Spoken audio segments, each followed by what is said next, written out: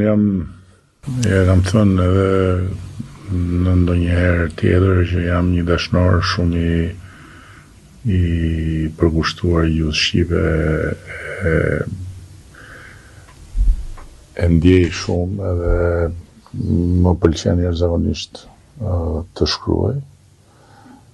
Edhe madje kur në rastet e radha kur më çdo mundësia që të takohem me Ismailin, pjesa që më tërhiqte më shumë ishte kuraria që ta fusja në bisedë për gjuhën.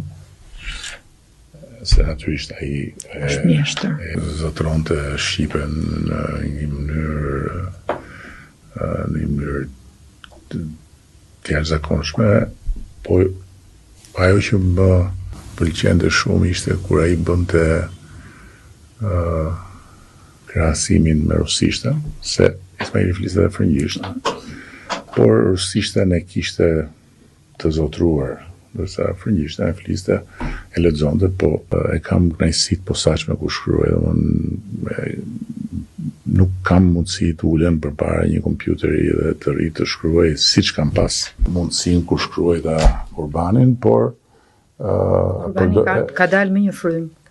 Jo, Kurbani është shkruar në mënyrë të pandërprerë. Po. E transmeton lidhja, domethënë, po. Edhe është shkruar në një periudhë 2 mujore, diçka e tillë. Duket, po, ndjej. Edhe pandërprerë, ditë-natë.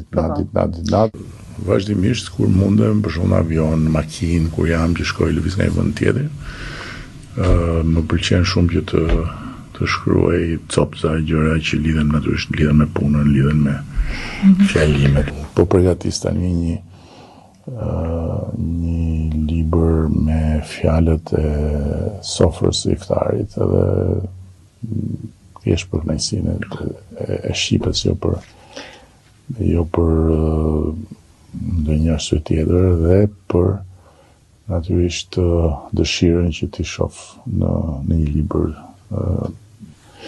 disa gjëra që i kam shkruar me shumë dëshirë.